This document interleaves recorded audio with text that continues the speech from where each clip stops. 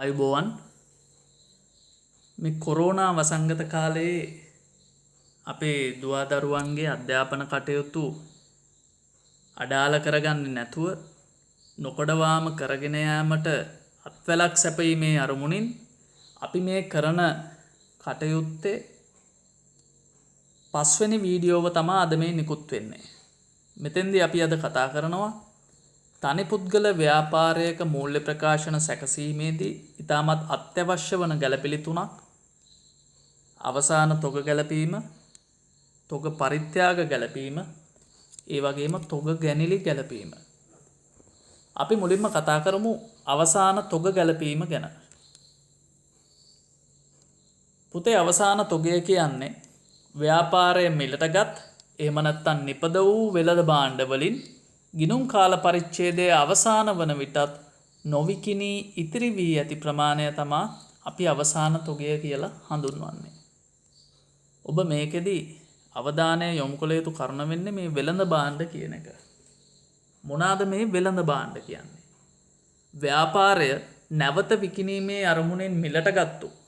එහෙම නැත්නම් මේක නිෂ්පාදන කරන ආයතනයක් නම් නැවත විකිණීමේ අරමුණෙන් නිෂ්පාදනය කරපු භාණ්ඩවලට තමයි අපි වෙළඳ භාණ්ඩ කියලා කියන්නේ.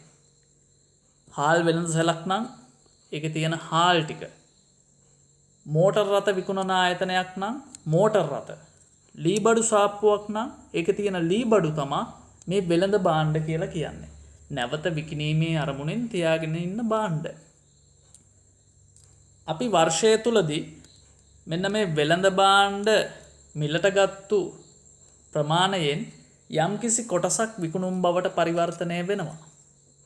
ඉතිරි කොටස ගිණුම් කාල පරිච්ඡේදයේ අවසානයේත් විකිණෙන්නේ නැතිව අපේ ගබඩාවල ඉතිරි වෙලා තියෙනවා.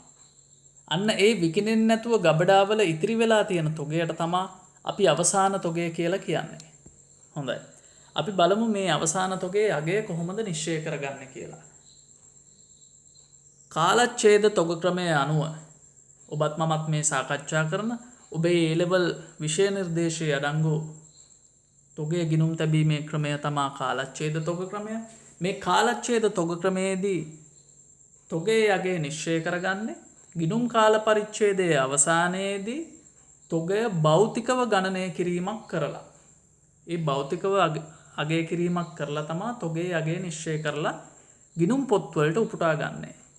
මෙන්න මේ තොගය භෞතිකව ගණනය කිරීමේ ක්‍රියාවලියට අපි හොඳ නමක් කියනවා තොග ආගණනය. අපි ස්ටොක් ටේකින් එකක් කියලා කියන්නේ මේකට.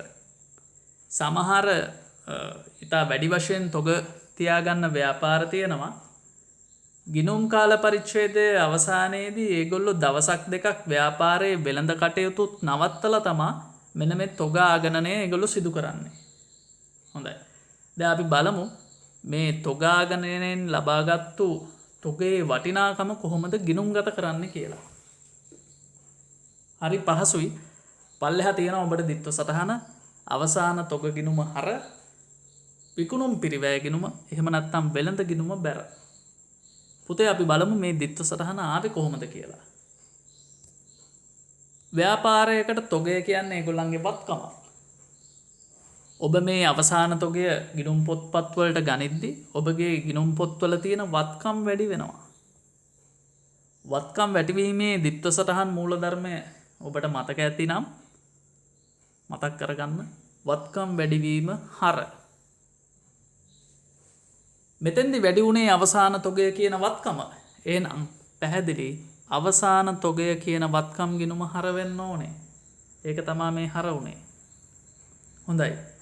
කොතනද බැර වෙන්නේ එහෙනම්? අවසාන තොගය අපි ගණනය කරපු අවසාන තොගය විකුණුම් පිරිවැයෙන් අඩු කර දැක්විය යුතුයි. ඇයි මේ විකුණුම් පිරිවැයෙන් අඩු කරන්නේ? විකුණුම් පිරිවැය කියන්නේ කාල පරිච්ඡේදයේ විකුණුම් සඳහා දරපු පිරිවැය. එහෙම නැත්නම් කාල පරිච්ඡේදයේ විකුණපු බඩුවල පිරිවැය.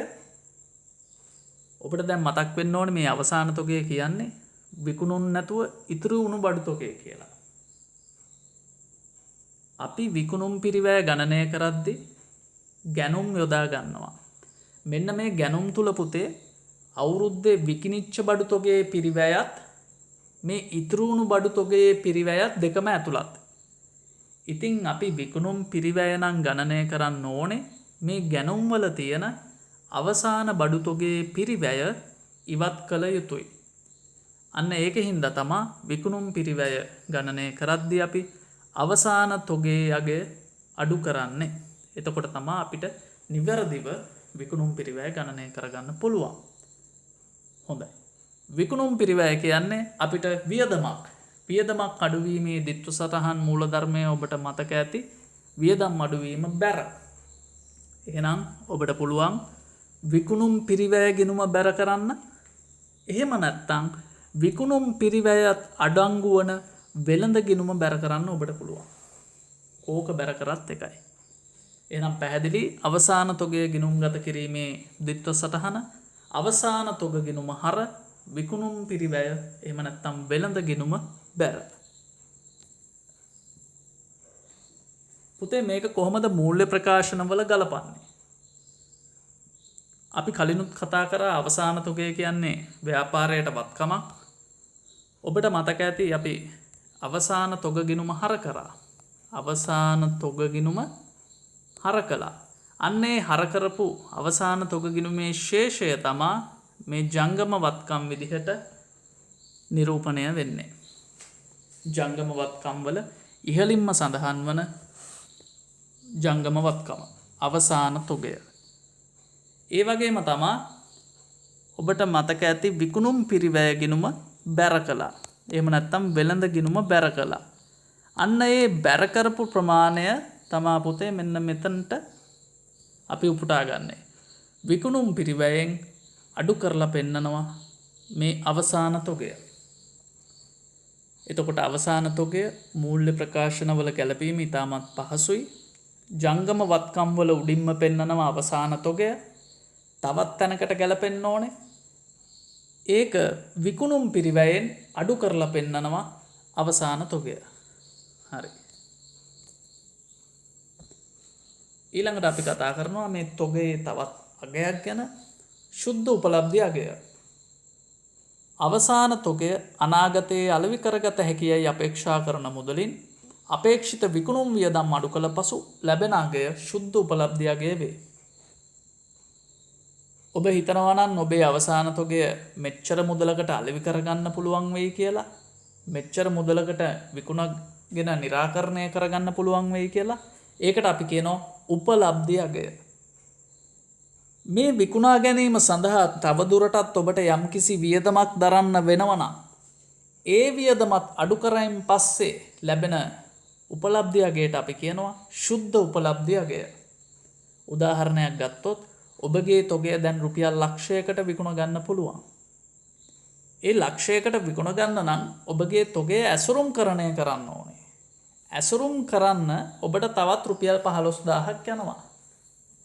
එහෙනම් ඔබගේ තොගයේ ශුද්ධ උපලබ්ධි අගය වෙන්නේ මේ රුපියල් ලක්ෂයේ උපලබ්ධි අගයෙන් තව දුරටත් දරන්න වන රුපියල් 15000 අඩු කරයින් පස්සේන රුපියල් 85000. ඒක තමයි ශුද්ධ උපලබ්ධි අගය. මම සමීකරණයක් විදිහටත් යටින් දීලා තියෙනවා. ශුද්ධ උපලබ්ධි අගය සමානයි තොගයේ අපේක්ෂිත විකුණුම් වටිනාකම ඍණ තොගය විකුණා ගැනීම සඳහා තව දුරටත් දැරීමට වෙතයි අපේක්ෂිත වියදම. දැන් අපිට ගැටලුව වෙන්නේ අපි දන්නවා දැන් තොගයේ වටිනාකම් දෙකක්. එකක් පිරිවැය. ඒ කියන්නේ තොගය නිෂ්පාදනය කරන්න එහෙම නැත්නම් මිලදී ගන්න අපි දරපු පිරිවැය. අනිත් එක තමයි ශුද්ධ උපලබ්ධි අගය. පුතේ අපි මූල්‍ය ගිණුම්කරණයේදී භාවිතා කරන්න ඕනේ මේ පිරිවැයද ශුද්ධ උපලබ්ධි අගයද? පිරිවැයද ශුද්ධ උපලබ්ධි අගයද? අපි බලමු. ඔබ දන්නවා අවසන් තොග වටිනාකම තැන් දෙකක වාර්තා වෙනවා. එක තැනක් ගැන අපි කතා කරොත් ඒ කියන්නේ ජංගම වත්කම් වල අපි පෙන්නනවා තොගයේ වටිනාකම. අවසාන තොග ගිණුමට හර වෙන ප්‍රමාණය තමයි එතනදී දක්වන්නේ නිරූපණය වෙන්නේ. මේ අවසාන තොග ගිණුමට හර වෙන්නේ. එහෙම නැත්නම් ජංගම වත්කම් වලදී අපි පෙන්වන්නේ අවසාන තොගයේ පිරිවැයද ශුද්ධ උපලබ්ධිය අගයද?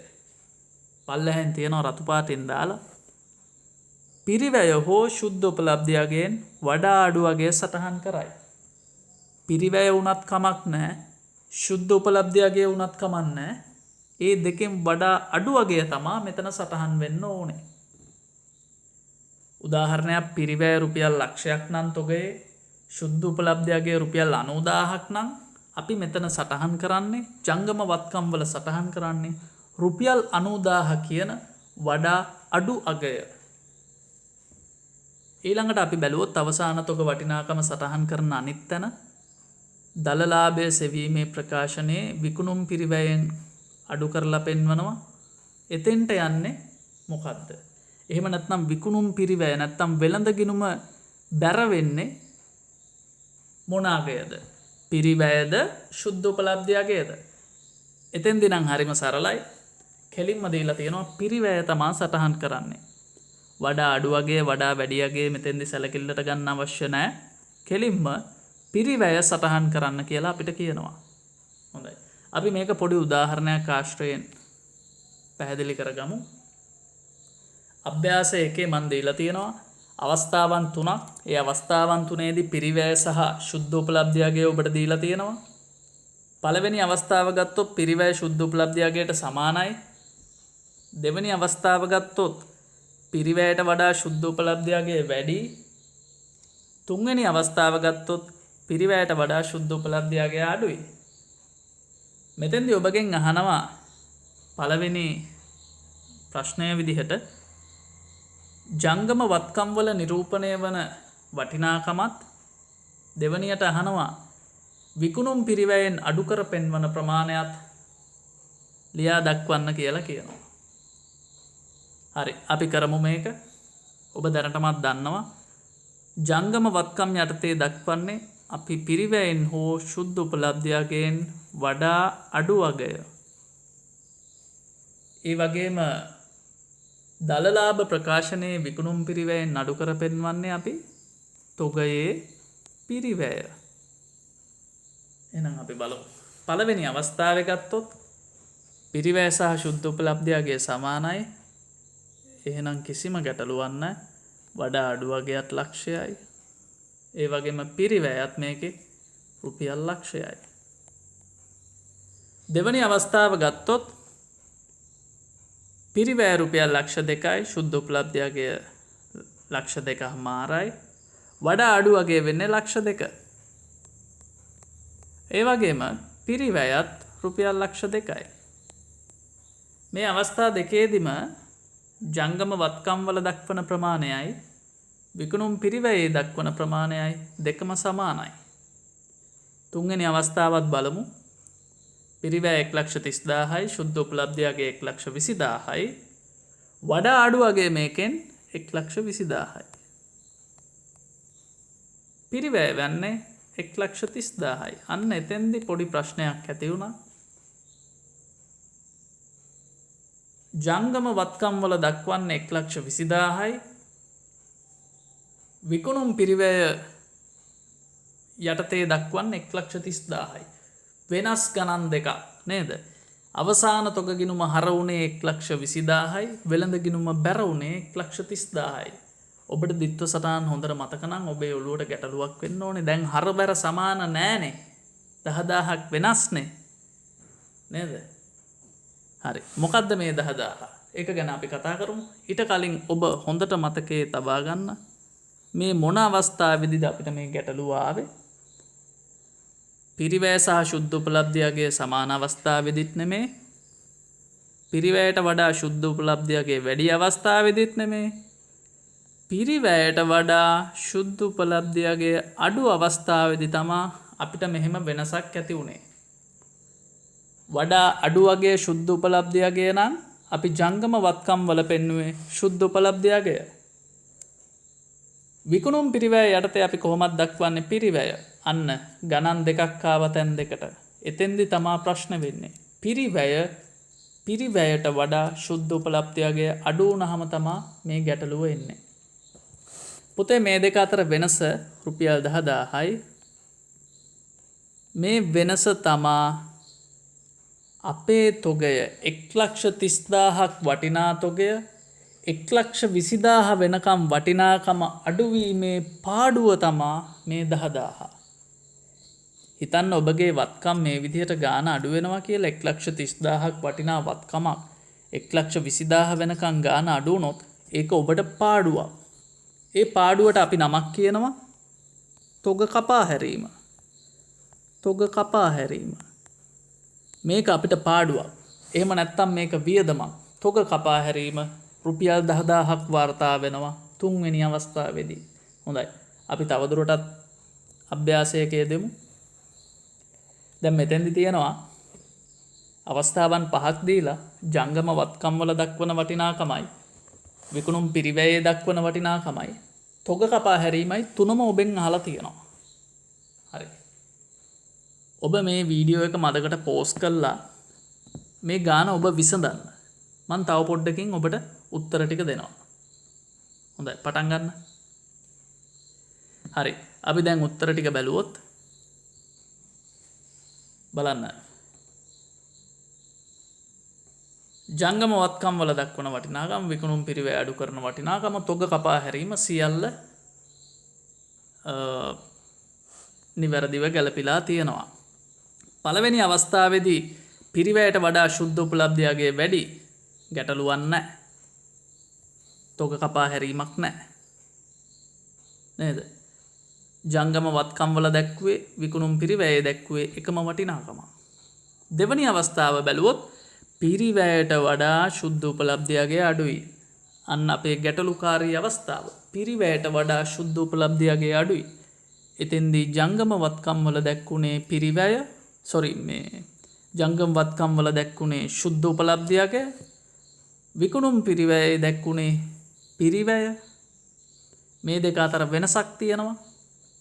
ඒ වෙනස රුපියල් 40,000යි. ඒක තමා තොග කපා හැරීම. තුන්වෙනි අවස්ථාවේදීත් එහෙමයි පිරිවැයට වඩා ශුද්ධ උපලබ්ධියගේ අඩුයි. එතෙන්දිත් මේ ඉලක්කම් දෙක වෙනස්. ඒක හින්දා තොග කපා හැරීමක් වාර්තා වෙනවා. හතරවෙනි අවස්ථාවේදී ප්‍රශ්නයක් නැහැ මේ දෙකම සමානයි. පස්වෙනි අවස්ථාවේදීත් පිරිවැයට වඩා ශුද්ධ උපලබ්ධියගේ අඩුයි. ඉතා විශාල තොග කපා හැරීමක් වාර්තා වෙනවා. හොඳයි. ඔබට දැන් මතක තියෙන්න ඕනේ මේකෙන් ඔබ වටහාගත්තු දේ තමා පිරිවැයට වඩා ශුද්ධ උපලබ්ධියගේ අඩු වුණොත් ඔබගේ තොගයේ තොග කපා හැරීමක් වාර්තා විය යුතුයි. පිරිවැයට වඩා ශුද්ධ උපලබ්ධියගේ අඩු වුණොත් තමා මේ දේ වෙන්නේ. ඒ වෙලාවට ජංගම වත්කම් වල දක්වන වටිනාකමයි විකුණුම් පිරිවැයේ දක්වන වටිනාකමයි අතර වෙනසක් තියෙනවා. ඒ වෙනස තමා තොග කපා හැරීම. ඒකත් අපිට පාඩුවක්. එහෙම නැත්නම් වියදමක්. හොඳයි. අපි ඉගෙන ගත්තු ටික මේ ස්ලයිඩ් එකේ තියෙනවා. අවසාන තොගයේ පිරිවැයට වඩා ශුද්ධ උපලබ්ධියගේ අඩු නම් අවසාන තොගයේ පිරිවැයට වඩා ශුද්ධ උපලබ්ධියගේ අඩු නම් එම වටිනාකම් දෙක අතර වෙනස තොග කපා හැරීමකි. මෙම තොග කපා හැරීම ව්‍යාපාරයට පාඩුවකි. එහෙම නැත්නම් වියදමකි. අපි කතා කරා. මේ අනුව අවසාන තොගයේ පිරිවැයට වඩා ශුද්ධ උපලබ්ධියගේ අඩු නම් අවසාන තොගයේ වටිනාකම සටහන් කිරීමේ ද්විත්ව සටහන මෙසේ වෙනස් විය යුතුය. ඔබට මතක ඇති පුතේ අපි කලින් ඉගෙන ගත්ත අවසාන තොගයේ වටිනාකම ගිණුම් ගත කරන්නේ. ඒකේ ද්විත්ව සටහන අවසාන තොග ගිණුම හර විකුණුම් පිරිවැය ගිණුම එහෙම නැත්නම් වෙළඳ ගිණුම බැර. නමුත් මේ අවස්ථාවේදී ඊට වඩා වෙනස් එක මේ අවස්ථාව කියන්නේ පිරිවැයට වඩා ශුද්ධ උපලබ්ධියගේ අඩු වුණාම එතෙන්දි ද්විත්ව සටහන වෙන්නේ අවසාන තොග ගිණුම හර ශුද්ධ උපලබ්ධියගේ තොග කපා හැරීම හර කරනවා පිරිවැය සහ ශුද්ධ උපලබ්ධියගේ අතර වෙනසෙන්. ඒ වගේම විකුණුම් පිරිවැය එහෙම නැත්නම් වෙළඳ ගිණුම බැර කරනවා පිරිවැය. හොඳයි. අපි පොඩි අභ්‍යාසයක් කරමු. ABC ව්‍යාපාරයේ වර්ෂයේ අවසානයේ තොගේ පිරිවැය රුපියල් ලක්ෂ 2යි. එහි ශුද්ධ උපලබ්ධියගේ රුපියල් 1,75,000යි. මෙම තොරතුරු ගිණුම් ගත කිරීමට අදාළ ද්විත්ව සටහන් ඒ වගේම මූල්‍ය ප්‍රකාශන උද්ෘතත් පෙන්වන්න. ඔබේ අවධානයට යොමු කරගන්න මේකේ පිරිවැය රුපියල් ලක්ෂ 2යි. ශුද්ධ උපලබ්ධියගේ රුපියල් 1,75,000යි. පිරිවැයට වඩා ශුද්ධ උපලබ්ධියගේ අඩුයි. එහෙනම් අනිවාර්යයෙන්ම තොග කපා හැරීමක් තියෙනවා. කීයක තොග කපා හැරීමක්ද තියෙන්නේ? ලක්ෂ 2ත් 1,75,000ත් අතර වෙනස රුපියල් 25,000යි. එහෙනම් 25,000ක තොග කපා හැරීමක් තියෙන්න ඕනේ. ඒ වගේම මෙතෙන්දී වඩා අඩු වගේ වෙන්නේ 1,75,000. එහෙනම් 1,75,000 තමා, ඒ කියන්නේ ශුද්ධ උපලබ්ධියගේ තමා ඔබගේ අවසාන තොග ගිණුමට හර වෙන්නේ. තොග කපා හැරීම 25,000ක් වෙනවා. අවසාන තොග ගිණුම හර වෙනවා රුපියල් 1,75,000ක්. පිරිවැය රුපියල් ලක්ෂ 2 ඔබගේ වෙළඳ ගිණුමට බැර වෙනවා. අපි බලමු. හරියට හරි. අවසාන තොගේ හර 1,75,000යි, තොග කපා හැරීම හර 25,000යි, වෙළඳ ගිණුම බැර ලක්ෂ 2යි. මේවා කොහොමද මූල්‍ය ප්‍රකාශනවල ගලපන්නේ? අවසාන තොගය ඔබට වත්කමක්, අවසාන තොග ගිණුමේ ශේෂය ජංගම වත්කම් වල උඩින්ම අපි දක්වනවා. අවසාන තොගේ 1,75,000යි. තොග කපා හැරීම අපිට වියදමක්. මේක දක්වනවා ලාභ හෝ අලාභ ප්‍රකාශනයේ වෙනත් වියදම් යටතේ.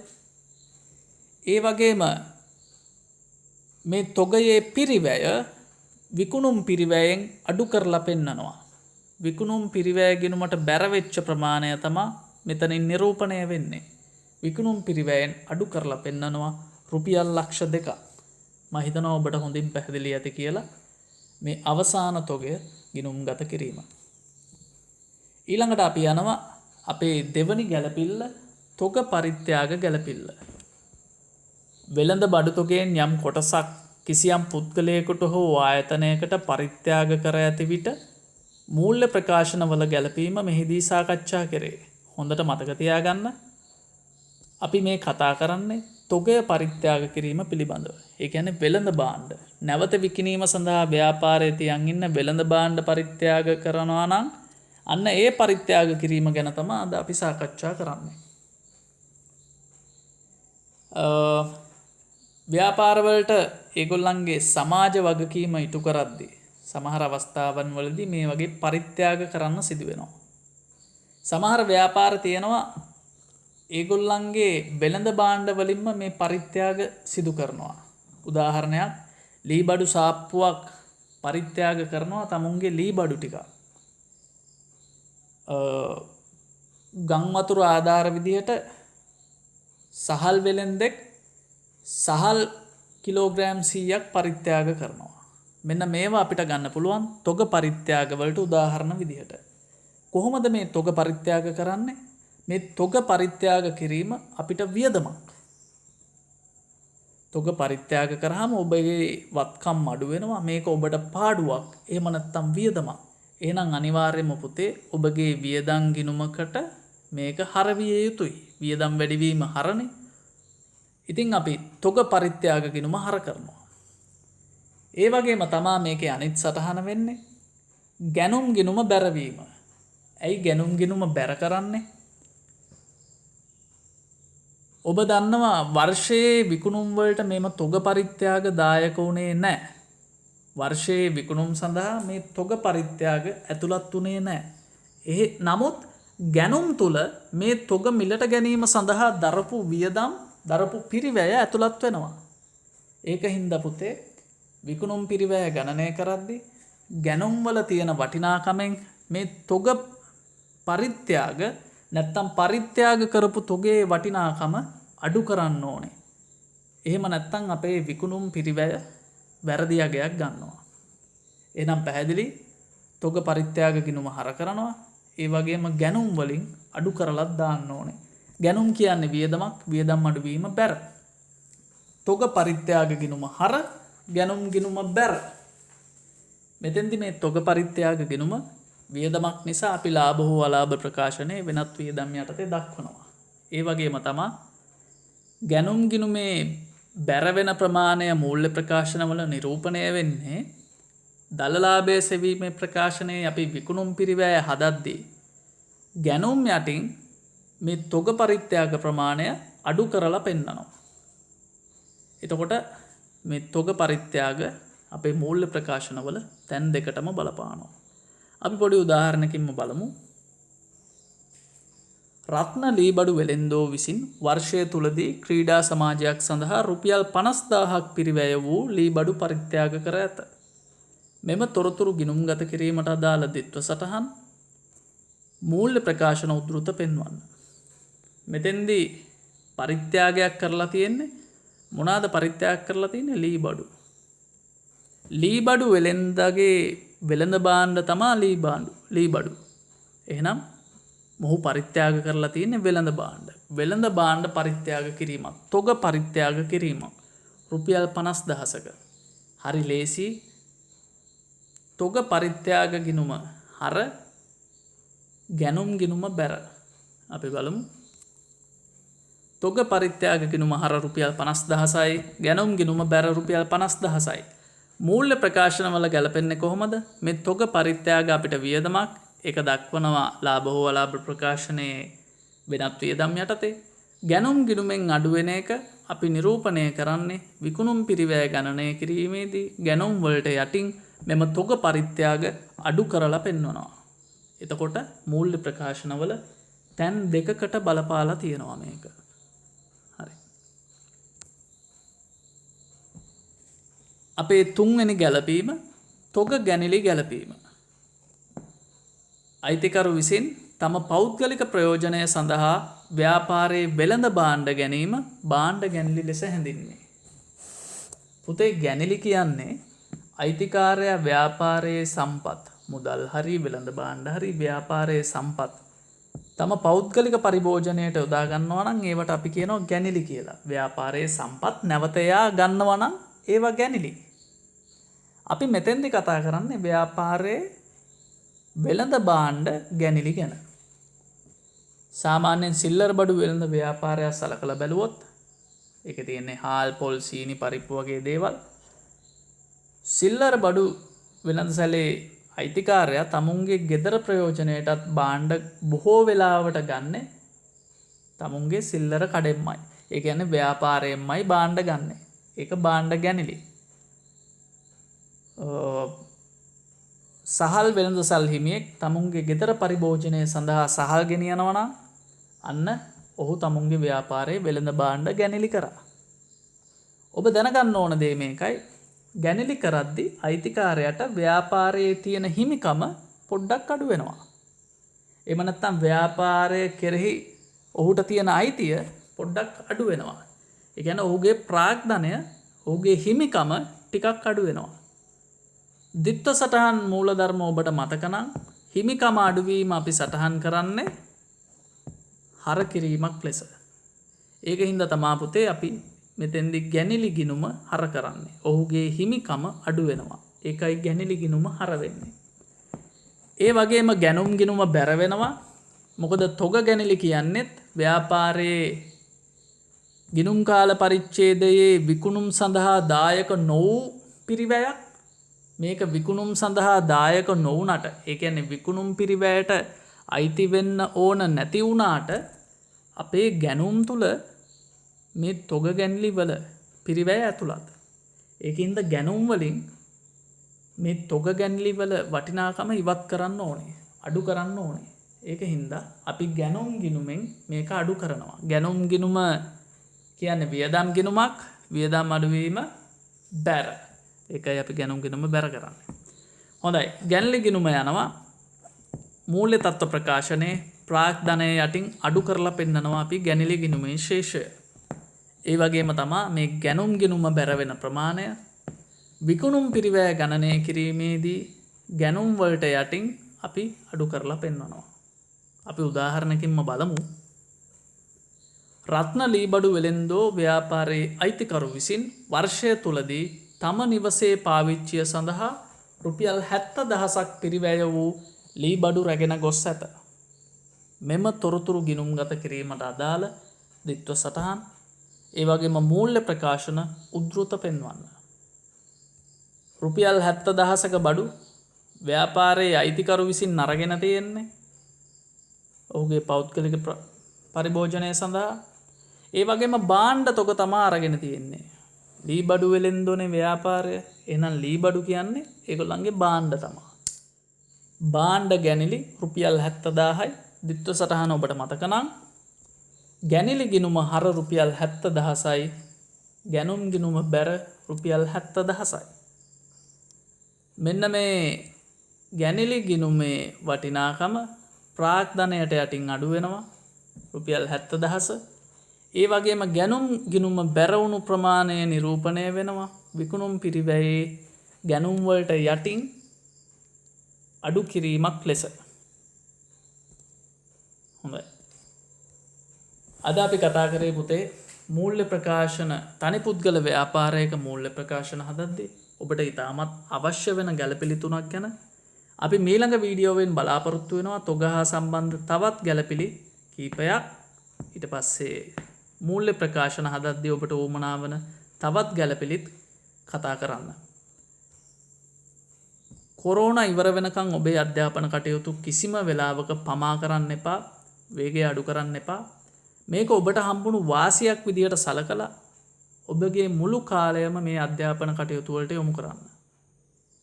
ඔබට පාඩම් අපිට හැකි විදිහට අපි මේ වීඩියෝස් මගින් ඔබට මේ පාඩම් ටික අපි කියලා දෙන්නම්.